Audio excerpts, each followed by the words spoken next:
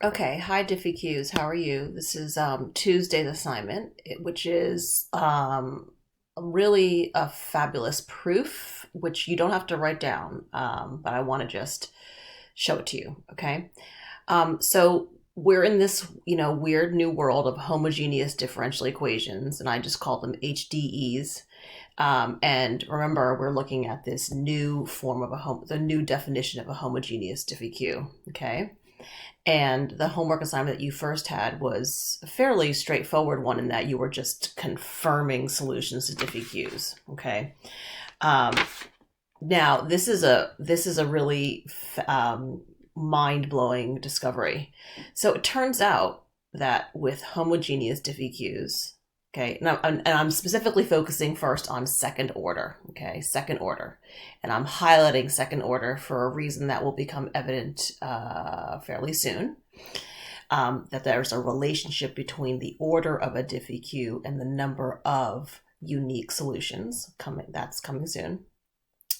It turns out for HDE's second order, if you are given one solution, right? So if you are given one solution, if you know one solution, and I call that solution Y1, okay?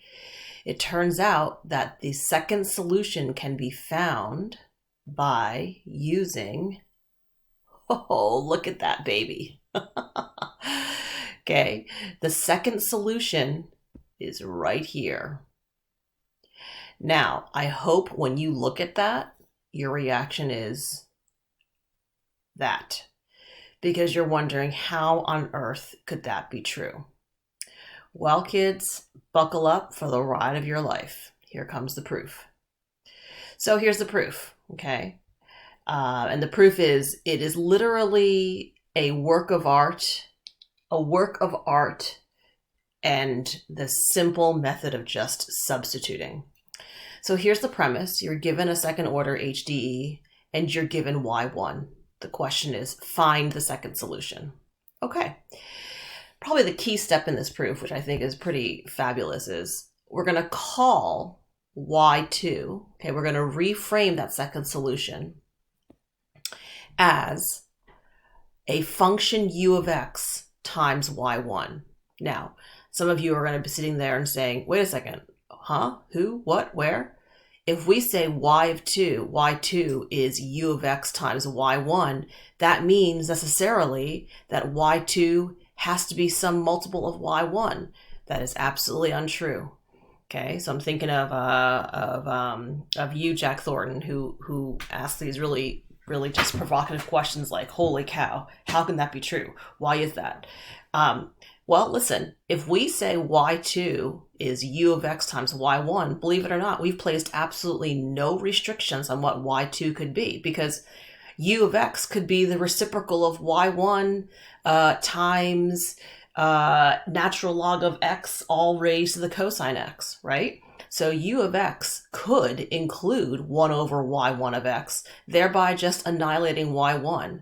So when we call y2 of x equals u of x times y1, all we're doing here is just reframing y2 in a way that will allow us to do some interesting work later on.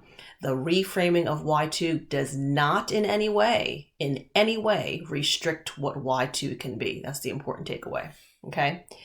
As I move along in this proof, you'll notice I just dropped some subscripts because it gets messy. So from here on out, I called y2 just y, I called u just u, and I called y1 of x just y1, okay? All right, this next step here, right here, guess what this is? It's just me taking first derivatives and second derivatives. I also simplified, okay? Yeah, first derivatives and second derivatives. Okay. Then here's where the magic continues. Substitute y prime and y double prime. We're substituting them back into the original DiffyQ. Wait a minute, Ms. Yam. Why can you substitute y prime and y double? Because these are, after all, y2s, right? These are the second solution's derivative, the second solution's second derivative. Why can I substitute them back into the original DiffyQ? Well, because if it is in fact a solution to the DiffyQ, it should make it true. So that's a 100% viable step. When you do that, you get this. You just substitute back into the HDE, and then all I do is just, so don't forget, P and Q are functions of X, okay? Don't lose sight of that. I just kind of dropped all the extra parentheses.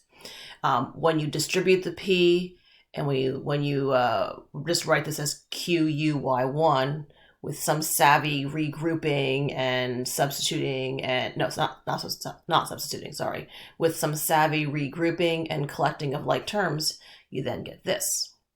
And then, ladies and gentlemen, bring your attention to this.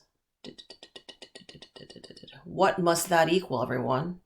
What must that equal? That must equal 0. Why? Well, because this right there is literally the HDE. Okay? Okay.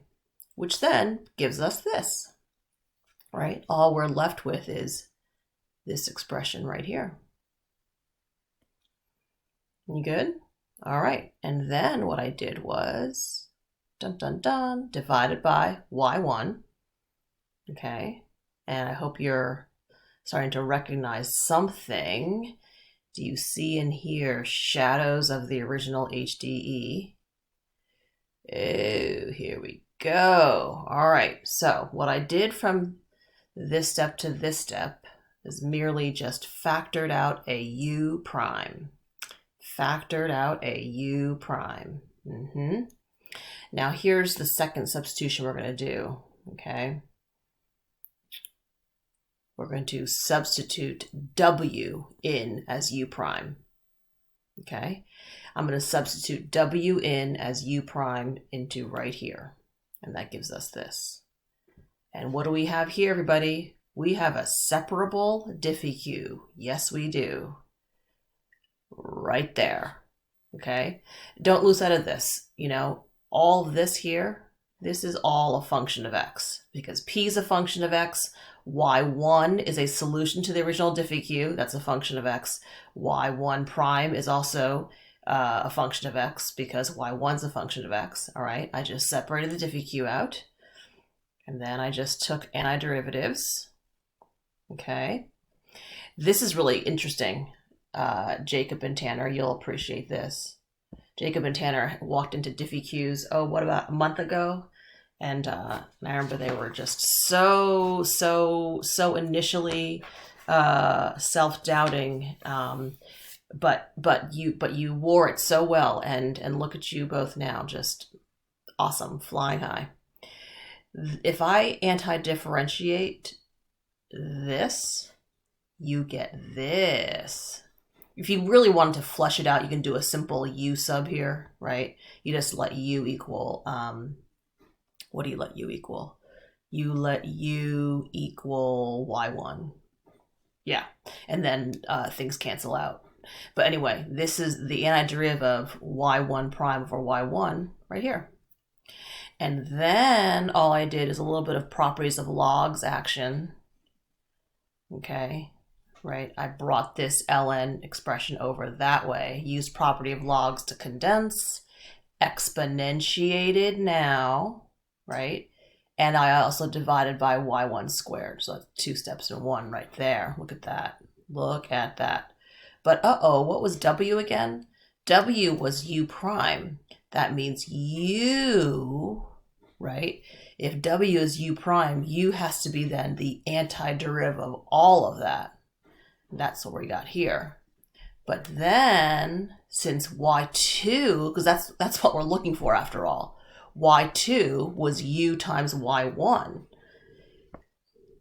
And that's where we get that beauty. You'll never see, I never say never, sorry. You'll never see this term, okay? You'll never see this term, an integral in an integral. Don't make the mistake of saying that you can like cancel y1 and y1 squared. No, you absolutely cannot.